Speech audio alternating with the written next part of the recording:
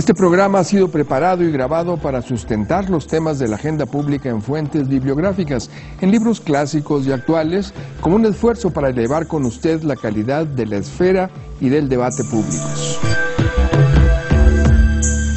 Yo soy José Carreño Carlón y para analizar los temas de la agenda de hoy nos acompañan dos distinguidos universitarios, el director de la Facultad de Economía de la UNAM, doctor Leonardo Lomelí. Bienvenido, Leonardo. Muy buenas noches. Muchas gracias, José. Muy buenas noches. Y el doctor Roberto Rodríguez Gómez Guerra, investigador del Instituto de Investigaciones Sociales de la UNAM, experto en la universidad y la educación. Bienvenido, Roberto. Muchas gracias, José.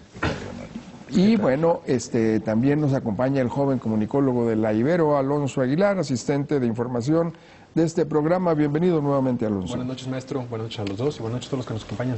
Y vamos con lo más reciente, hasta el mediodía de este martes. Alonso, ¿qué nos decía la prensa hasta esas horas? Podemos ir viendo desde el fin de semana lo que los medios presentaron por esta toma de la rectoría de la UNAM. Que ocurrió el viernes en la tarde. Lo que querían los encapuchados, sus puestos estudiantes, no sabe bien de dónde es su procedencia, sabe que es de uno de los SHs.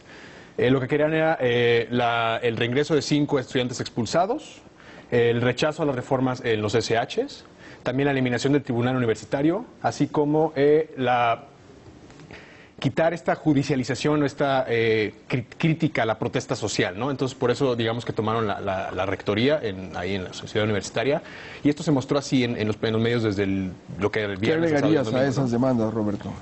Bueno, que en realidad se concentran en una, que es la cancelación de las órdenes de expulsión, que muy pronto el tribunal universitario va a dejar ya asentadas y en firmes. Está programado precisamente eso, que en brevedad el tribunal se pronuncie en definitiva para que las indicaciones de expulsión queden como en firme y definitivas. Esa es la demanda central. Las demás son demandas más generales que tienen que ver con la renovación, que además ya se fue para atrás del plan de estudios del CCH, con la criminalización de las formas de protesta social, etcétera, etcétera. ¿Algo que quisieras agregar, Leonardo, de, digamos, el corte de caja hasta este momento? Sí, yo coincido que es básicamente el tema de las expulsiones. Cuando se les ha interpelado por parte de otros estudiantes que se han acercado a la torre de la rectoría, y hablan de la reforma del CCH, pero ya ni siquiera saben si son 8 o si son 12 puntos, y cuando les preguntan cuáles son los 8 puntos, dicen 2 o 3, o sea, realmente el tema que los tiene ahí es el de las expulsiones, que son expulsiones que tienen un carácter de provisional. El director del plantel puede expulsar a un estudiante, pero eso tiene que ser ratificado por el tribunal universitario, y es el proceso en el que estamos. Y hubo pues realmente una reacción de toda la comunidad universitaria, profesores, directores, alumnos, ¿no?, que fueron a interpelarlos ahí donde se encontraban. Y bueno, finalmente también pues en los medios se ve esta presión, digamos, de la gente que quería hacer trámites en la rectoría, trámites administrativos, y que estaban bloqueados. Bueno, pero como se puede ver, la toma de rectoría el viernes pasado abrió nuevamente el debate sobre la universidad y la participación de los jóvenes en la vida social y en la esfera y el debate públicos. Pero les decía que es martes de la agenda pública en los libros, y vamos a ver si los libros que hablan del gobierno institucional de las universidades públicas, de un siglo de vanguardia académica de la UNAM, ayudan a esclarecer este episodio de violencia contra la sede misma de la máxima autoridad institucional de nuestra mayor casa de estudios. Tú coordinaste este libro, Roberto, con un balance, con Carlos Payán, ¿verdad? Con un balance muy positivo de las universidades, de las universidades públicas, ¿no? Pero las imágenes que hemos visto marcan al menos un contraste, Roberto, ¿no? Con este balance tan positivo de este libro, con esta especie de regresión que se ve en estas imágenes. Bueno, claro que sí, por supuesto. En el libro lo que se argumenta en torno a el desarrollo del sistema universitario en México del siglo pasado a la actualidad es que las universidades públicas han hecho un gran esfuerzo por intentar estar a la altura de los retos que se les han que se les han presentado, sobre todo en el momento actual en que el país tiene necesidad de personal cada vez más calificado, de apoyar desarrollos económicos y sociales que tienen que ver con una aplicación intensiva del conocimiento. Las instituciones han puesto, digamos, su parte con un esfuerzo que realmente es de reconocerse en entrar en estos procesos de mejora cualitativa, desde luego. Cualquier, digamos, interrupción violenta de estos propósitos y de este curso de desarrollo no puede sino deplorarse. Alonso. Muy interesante también, a mí tuve la oportunidad de estar en Argentina una vez que hubo un paro en la Facultad de Filosofía y Letras allá en la Universidad de Buenos Aires, en la UBA, que fue un paro de un mes y medio, ¿no? Igual, de manera pacífica, violenta, en el sentido que rompieron algunos vidrios, sacaron a la fuerza algunos administrativos que se oponían a su salida, ¿no? Y muy interesante cómo no llegó a los medios, como sí llegó esta toma de la rectoría desde el viernes, sábado, domingo, ayer y hoy, martes, tenemos imágenes, por decir, la del Universal, la portada, donde, bueno, de cierta manera ponen a los chicos, a los encapuchados como malos, ¿no? Tienen ahí la imagen del chavo que perdió el ojo el 1 de diciembre en las manifestaciones por la toma de protesta de Enrique Peña Nieto, que, bueno, ahora está tomando la sede en rectoría, ¿no? Entonces, el que este tipo de cosas lleguen con tal resonancia en los medios, que lleguen a primeras planas, que lleguen ahora sí como colocando a buenos, colocando a malos, buenos en el sentido del rector Narro, con su conferencia de ayer, su conferencia de prensa, donde decía que no va a haber que no va a permitir que este tipo de cosas sucedan. Es muy interesante cómo sí llegan a estos planos, a los primeros planos de los medios con estas vertientes, ¿no? Con estos balances. A ver, Leonardo, contéstale con toda confianza. Bueno, es que para empezar se trata indudablemente de una institución muy importante, pero además creo que se trata de un hecho completamente injustificado, porque se dice en el pronunciamiento que suscribimos los directores de facultades, escuelas, institutos y centros, pero ya se ha dicho también por parte de otros miembros de la comunidad. Han existido los canales adecuados para poder resolver los temas específicos del CCH, lo ha hecho la propia Dirección General del CCH en su momento, y bueno, el tema de las expulsiones sí es un tema más grave porque indudablemente que hubo una agresión a trabajadores, pero en todo caso, en el Tribunal Universitario, los alumnos que fueron expulsados tendrán la oportunidad de defenderse, y esa será la instancia que tendrá que valorar las pruebas. El tratar de revertir una decisión que tomó el director del plantel y que ahorita está a revisión en la instancia que le corresponde, tomando de manera violenta la rectoría de la universidad, me parece un hecho desmesurado. O sea, y que indudablemente abona aún más en la imagen ciertamente negativa de estos grupos, que ya viene pues de la toma de la Dirección General de los SHs hace unas semanas, que también fue muy violenta. Hay una imagen negativa, sin duda, y hay una diferencia muy grande. Tú que has estudiado la universidad y sus convulsiones y sus movimientos, ¿a qué se parece este grupo o este movimiento? No es fácil encontrarle antecedentes, obviamente ni en el 68 ni en nada, ¿no?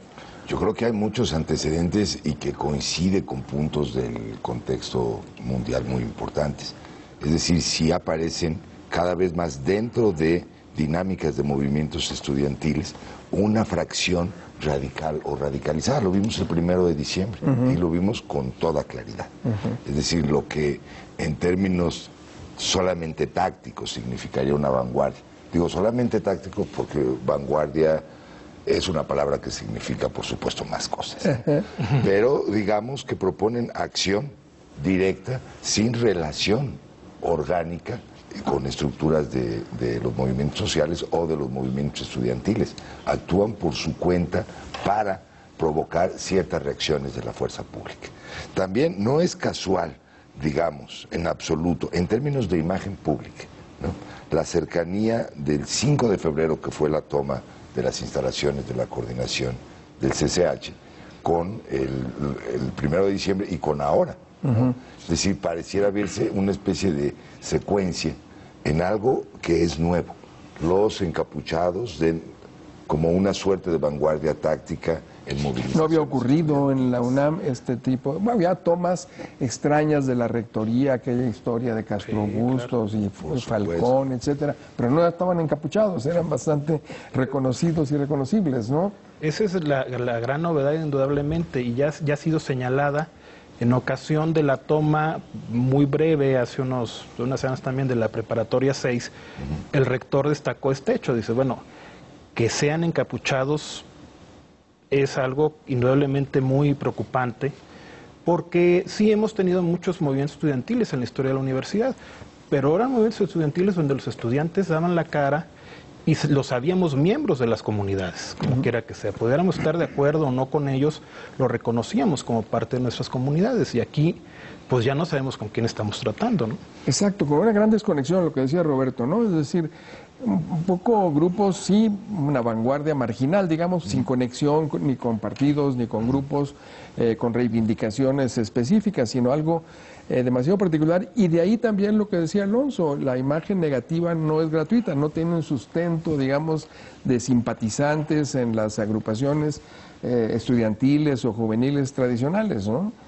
Sí, porque no lo requieren incluso. No lo requieren, ellos con su propio activismo es suficiente. Por supuesto, con su acción, digamos, directa, es suficiente, e incluso rechazan la interlocución con grupos estudiantiles más amplios.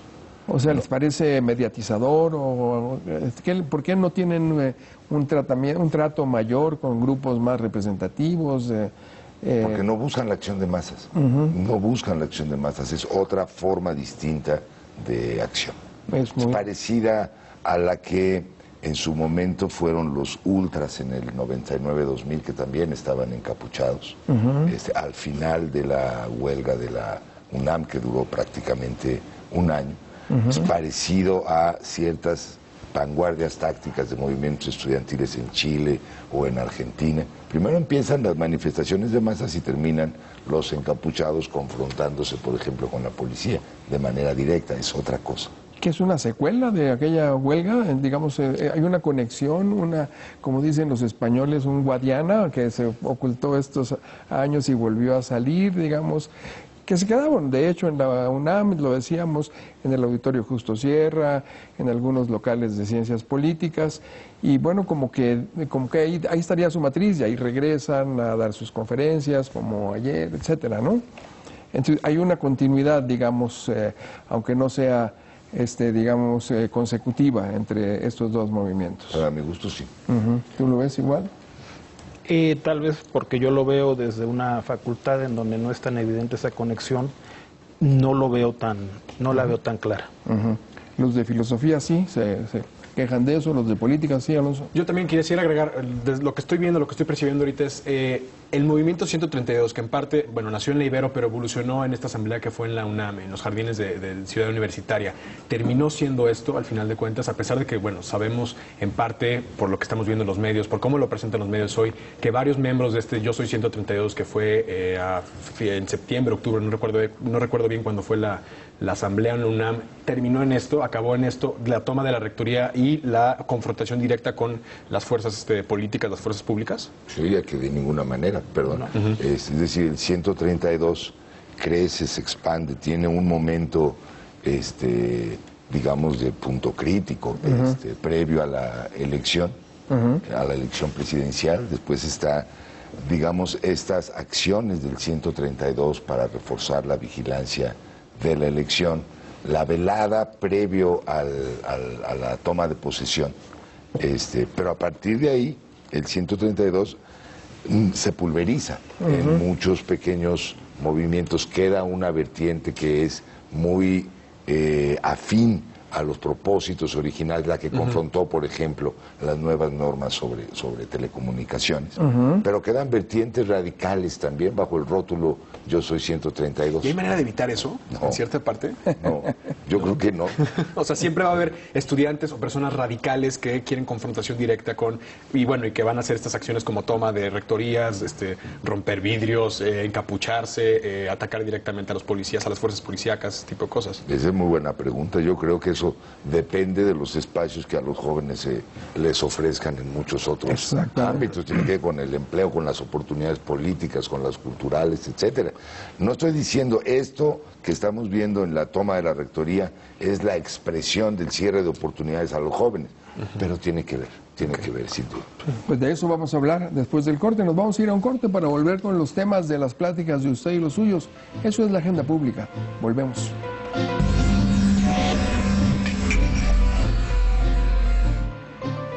Y estamos de regreso y este tema de la semana nos hace recordar hoy a un universitario, Rafael Cordera Campos, que nos dejó hace poco más de 2 años y que él reflexionó y promovió la reflexión sobre los jóvenes y las causas de la descomposición, que decía Roberto, que conduce, entre otras cosas, a las agresiones que ha vivido la universidad en estos meses. Vamos a ver, el índice habla de desigualdad y juventud, falta de políticas públicas para los jóvenes, con datos duros sobre una realidad, dice Rafael, dice Fallo, que urge cambiar. La Facultad de Economía, que diriges, editó este libro, Leonardo. Cuéntanos de él. Es un homenaje que le rendimos a Fallo. Él desafortunadamente falleció recientemente y el mejor homenaje que se nos ocurrió fue hacer un libro en el que recopiláramos materiales que él publicó sobre algunos de los temas que él trabajó más a lo largo de su vida académica. Él empezó trabajando temas relacionados con el sindicalismo, pero ya desde los años 90 se metió mucho a los temas relacionados con los jóvenes, la situación de los jóvenes, la situación económica, social, las oportunidades de la crisis de los 80s para acá, en un escenario con un crecimiento pues inestable, que necesariamente repercutía en sus posibilidades de encontrar ingresos satisfactorios, buenos empleos, sus oportunidades de ascenso social y que generaba, por supuesto, una situación conflictiva para la juventud mexicana y también incursionó en temas de educación.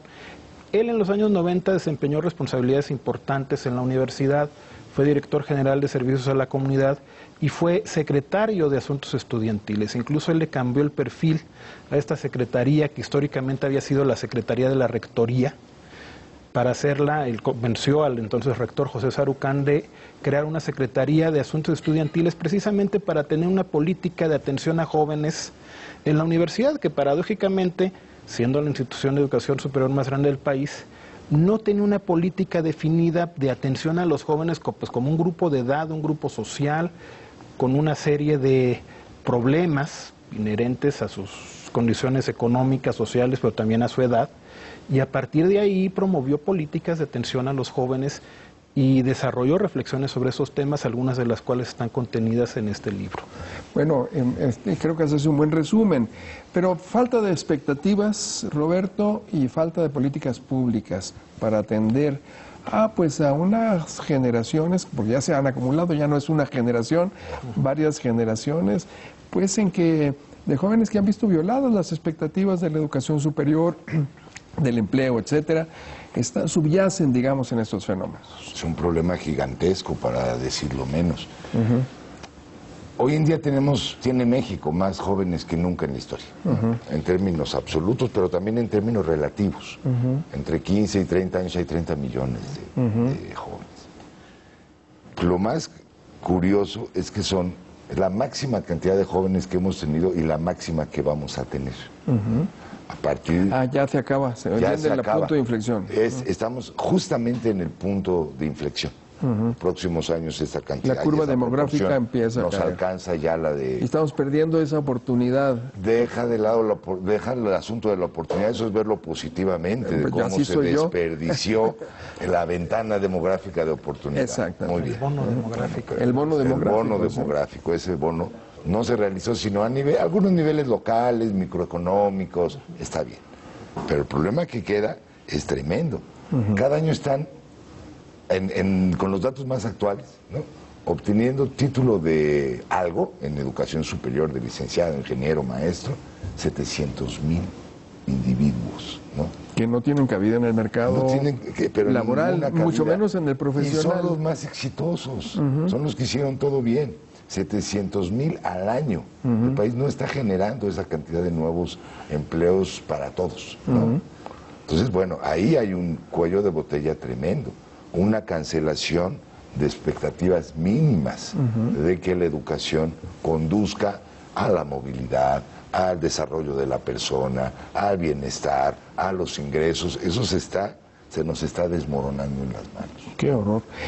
¿Cómo se ve desde las universidades privadas? Porque luego se piensa que esto nada más corresponde a la situación de los jóvenes de las universidades públicas. Tú tienes la experiencia de que no es así, yo también como profesor de la Ibero. Sí, claro, lo que vemos ahí es que estos ninis, como se le llaman, porque ni trabajan ni estudias, como dice que son 700,000 al año, también sentimos desde las universidades privadas, o desde mi experiencia desde una universidad privada, la Universidad Iberoamericana, que también no están siendo suficientemente rijosos, no están exigiendo suficientemente ante los políticos para que tengan estas políticas públicas. Digamos que caen también en esta cierta tranquilidad o esta pasividad de la queja, ¿no? Al final de cuentas, en vez de buscar soluciones o ayudar a encontrar soluciones para poder sacar mejores políticas públicas que sacaran estos empleos adelante.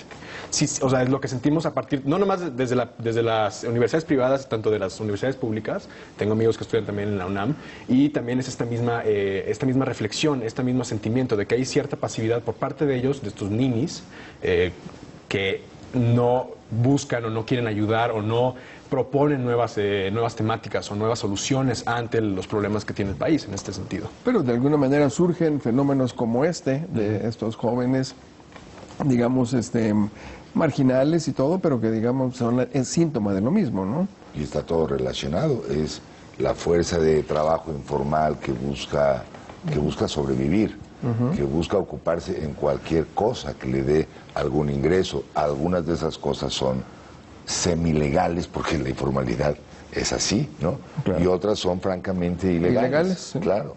O también que llegan a trabajar en cosas que ni siquiera lo que estudiaron, que no ejercen abogados que no ejercen derecho, claro. Personas que estudiaron administración de empresas que no ejercen lo que estudiaron. Que tienen un puesto de sushi. Rafael Cordera coordinó también a mediados de los 90 un libro colectivo muy revelador, México Joven, Políticas y Propuestas para la Discusión, pues que incluía el perfil socioeconómico de los jóvenes mexicanos, como el que estaba adelantando ahora Roberto, con elementos para una política juvenil, juventud y empleo, sexualidad y salud reproductiva, entre otros temas fundamentales tratados en un seminario muy trascendente realizado en tiempos del rector José Sarucán, que te referías a esa época de fallo también tú, Leonardo.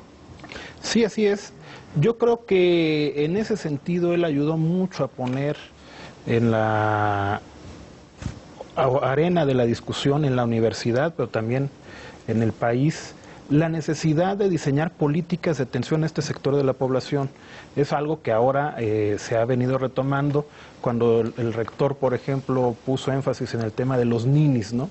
Es decir, esta población que ni trabaja ni estudia, que indiscutiblemente tendríamos que tener algún conjunto de políticas precisamente para ver si los podemos insertar al mercado de trabajo o los podemos reinsertar a la educación, ¿no? Y que necesariamente pasa también por hacer un diagnóstico de cuáles son sus condiciones de salud, de cuáles son sus esquemas reproductivos. Hemos tenido un retroceso en ciertos temas. Por ejemplo, han aumentado los embarazos entre la población, los embarazos no deseados entre la población adolescente. Vemos un retroceso en lo que habían sido los avances de las políticas de planificación familiar en ese sentido. Mucho tiene que ver con el descuido de este sector de la población. El descuido por parte de todas las autoridades. Es decir, habría que incluir, obviamente, las autoridades gubernamentales, pero también las autoridades universitarias en todos los niveles, Roberto. Sí, pero no es un descuido como del tipo, se me olvidó que ahí estaban estos. Es un problema quizá más de fondo y quizás más estructural. Por ejemplo, los últimos años, la última década, para atender a la población joven que accede a las instituciones de educación superior, que se crearon desde el gobierno cerca de 500,000 de becas para educación superior. la mayor cantidad de becas para educación superior del mundo. ¿En los últimos años ahora? En la última década. En la última década. Sí, sí, sí, sí. Muy intensamente en los últimos años de la presidencia de Calderón. ¿no? 500,000 de becas, además para estudiar en instituciones que son gratuitas. ¿no? Es decir, si hay apoyos. Hay este tipo de apoyos. Es decir, algo que algunos han calificado como la becarización de la juventud. Son apoyos directos, pero no son oportunidades, ¿no? En el sentido de canales nuevos que van a permitir insertarse a largo plazo, por ejemplo, en la estructura productiva o en los servicios. Y crean también una mentalidad, esta de que en última instancia el gobierno a través de recursos va a resolver la situación de cada persona. Una sociedad subsidiada, digamos. Eso pega en tu área de la Facultad de Economía, ¿no? Es decir, estamos ya no solo en políticas para los jóvenes, sino en políticas económicas en general, ¿no? ¿Cuál sería el esquema ahí? Pues tenemos que generar más empleos. Esa es la... Yo creo que indudablemente ese fue el gran faltante de las últimas décadas y que nos explica buena parte de la conflictividad social actual. Ya lo decía Roberto, estamos hablando cuando nos referimos a estos 700,000 estudiantes que egresan de la educación superior, a los que les fue mejor, los que hicieron las cosas bien y tuvieron la posibilidad de llegar hasta el final de sus estudios. Están los demás, que son los que muchas veces se terminan insertando pues en las actividades o más precarias o más peligrosas, ¿no? Muy bien, pues se nos acaba el tiempo de este martes de la Agenda Pública de los Libros. Vamos a continuar el jueves si ustedes nos acompañan. Muchas gracias, Leonardo. Muchas gracias, Roberto. Muchas gracias, Alonso. Muchas gracias a ustedes por discutir con nosotros los temas de la Agenda Pública. Quédense con Memo Ochoa y Gil Begovich. Buenas noches y buena suerte.